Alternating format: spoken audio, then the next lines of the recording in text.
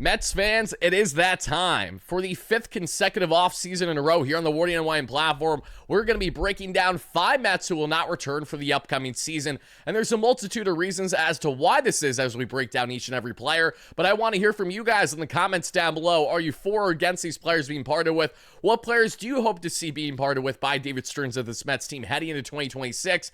And as you guys see beside me, over each of the past 4 seasons covering this exact kind of topic, a lot of these players have been parted with by this Mets team. But as we get to the thumbnail from this past year's video, you see both Jeff McNeil and Pete Alonso still on the roster a year later. Why do I feel differently about that heading into 2026, along with many other factors going in hand with the decision for David Stearns and co. upcoming when evaluating these players is what we're about to break down, everybody. So sit back, relax, and get yourself ready for the ride, which is our latest breakdown on the WardyNYM platform. Just make sure to hit that like and subscribe button on your way in, as it's a great way to support the platform. And also check out our amazing sponsors at SeatGeek that have you covered for all of your ticketing needs. Simply utilize our promo code WARDY10 because you're going to get 10% off your next ticket purchase for whatever you need in the ticketing space, whether that is NFL season, NHL season, NBA season. We're looking at concert shows, comedy shows, you name it. SeatGeek has you covered. WARDY10 link down below for 10% off. And Manta Sleep. Simply head over to mantasleep.com and use my promo code WARDY.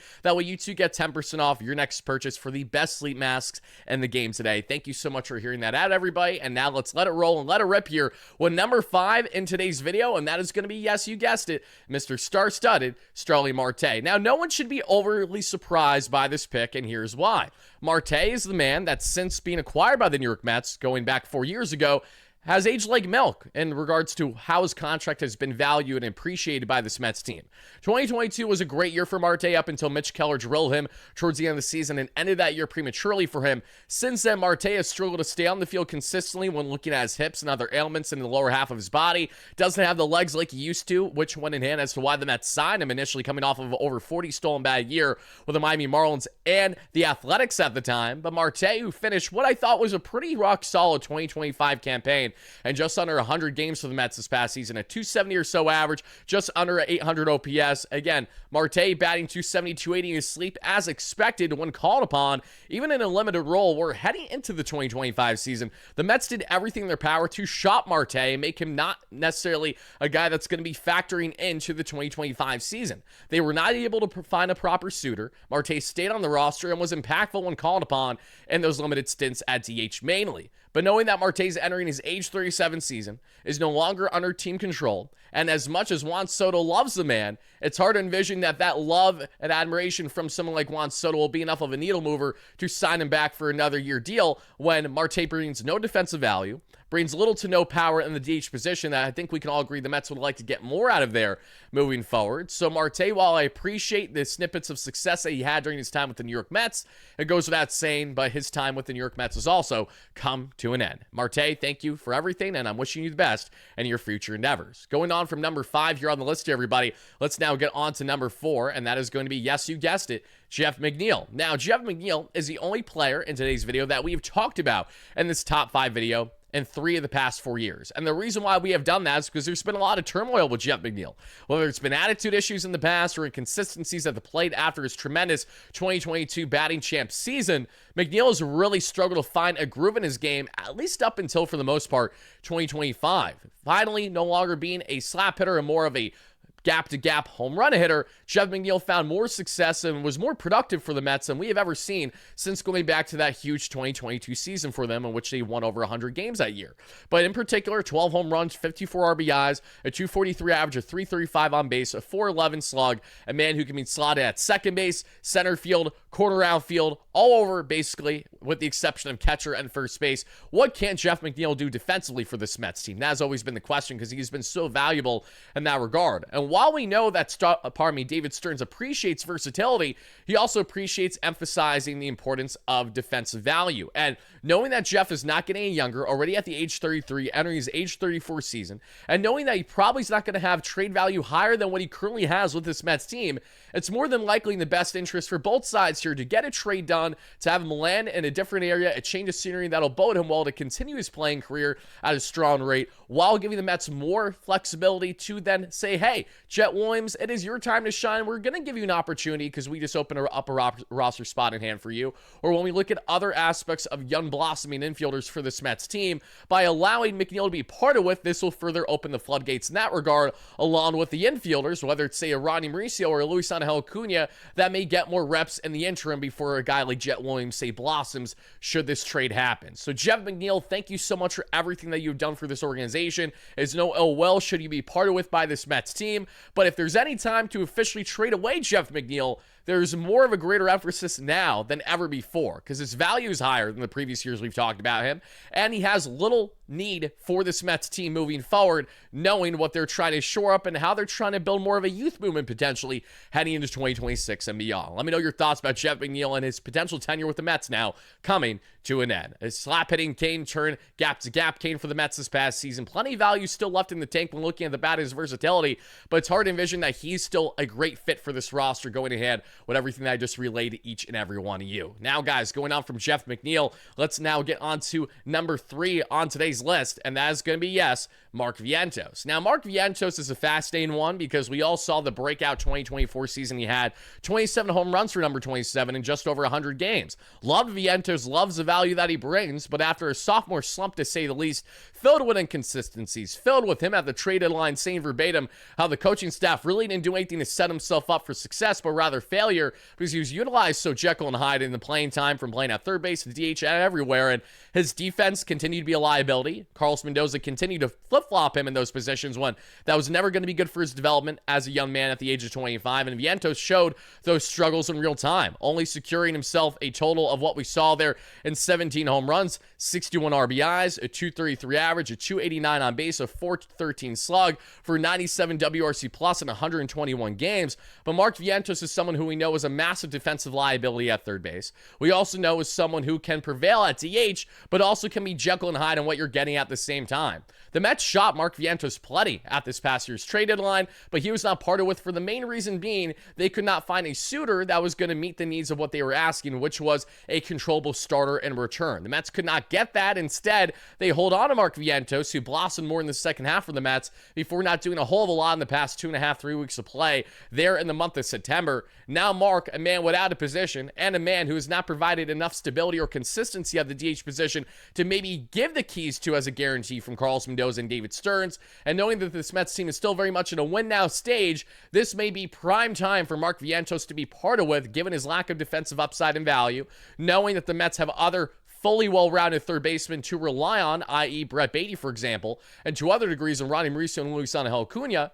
And it also goes without saying that there's no chance that the Mets run it back next year with this infield configuration because of guys like Jet Williams and others waiting in the wings. And they're going to prioritize defensive value over anything else when evaluating Mauricio, Acuna, Vientos. That alone is why Mark will be parted with. If it's based on bat-first mentality, then we have a different discussion. But from everything that David Stearns has relayed to this point and everything that we've seen with the trials and tribulations Mark Vientos has led us to the conclusion that if he is parted with, no one at all should be surprised by this. So Mark Vientos, thank you so much for everything you've done for this Mets team. I'm wishing you the best elsewhere should you be parted with, and it looks like it's going to be that case, barring changes here throughout the course of the offseason. Now, guys, going on from Mr. Mark Vientos, number 3, let's get on now to yes 2 here. That going to be in yes, Pete Alonso. Now, let me make clear, I do not want Pete Alonso to be parted with, nor do I want Mark Vientos to really be parted with. I see pros of Mark as well. I'm stating what I'm stating because the writing has been the wall in a lot of ways for these players. And Pete Alonso, we have to have this hop-on discussion again because for the second year in a row,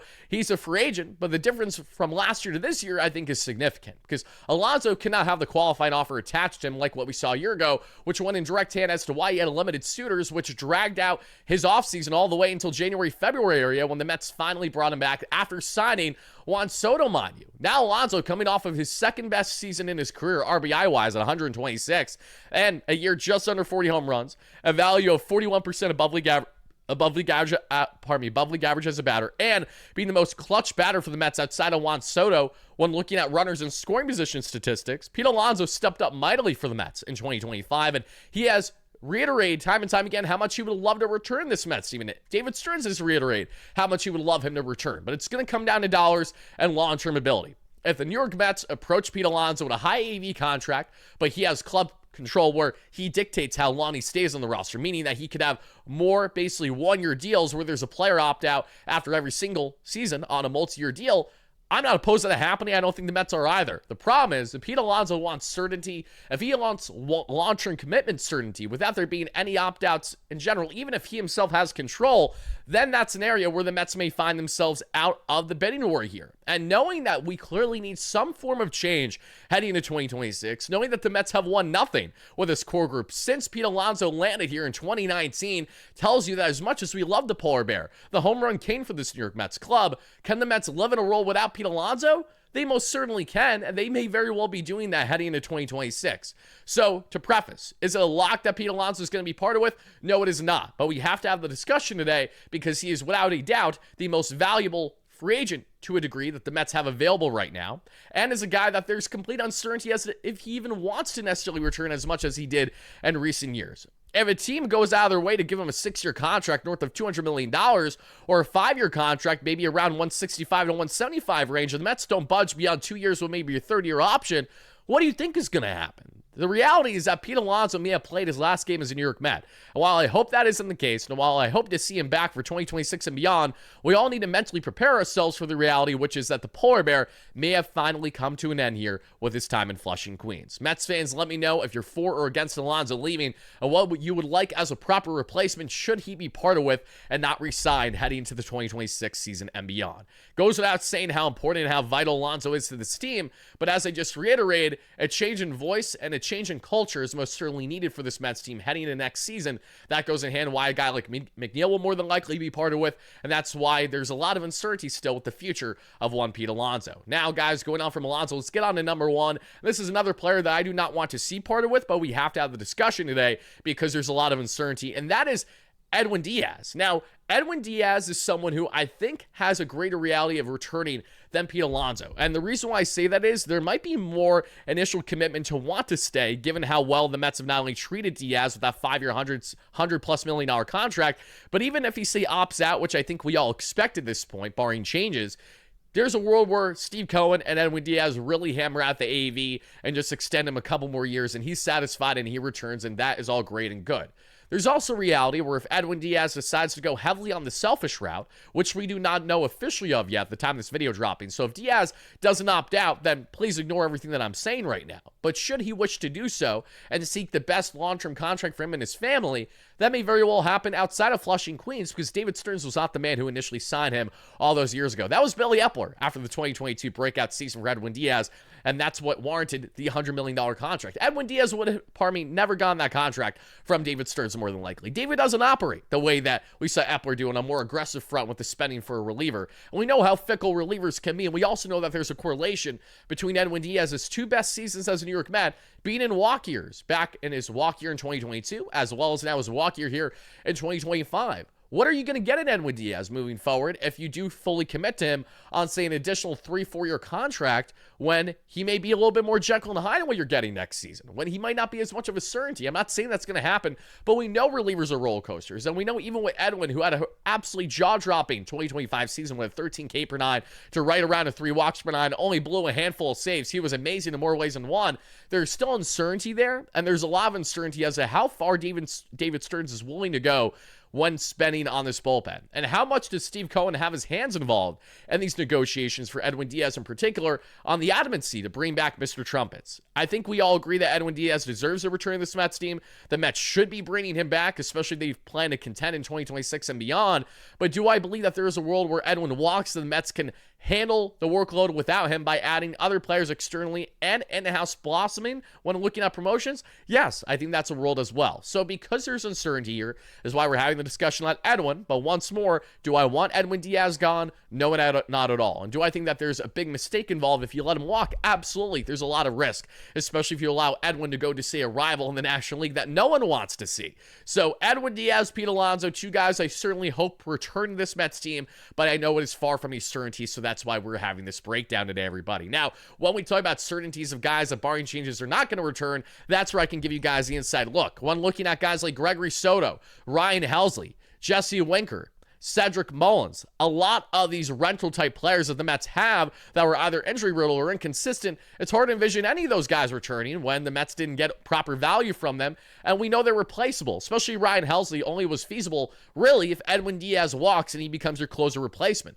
And even though Helsley got himself right towards the end of his Mets tenure, he might not have an interest to play in a big market like New York moving forward after literally everything imaginable went wrong for him in just a 2-month span after being acquired here post-trade deadline heading into August of this past season. So Mets fans, again, let me know all your thoughts in the comments down below. What players do you anticipate to be parted with by this Mets team? What players do you hope to see parted with by this New York Mets club? If there are any players that we did not get to today, the main reason why is because there's a lot of players that David Stearns is going to be parting with in the free agent market, among others, and there's a lot of guys that truthfully that aren't nearly as warranted of a discussion as the guys I relayed today because they don't hold as much important value.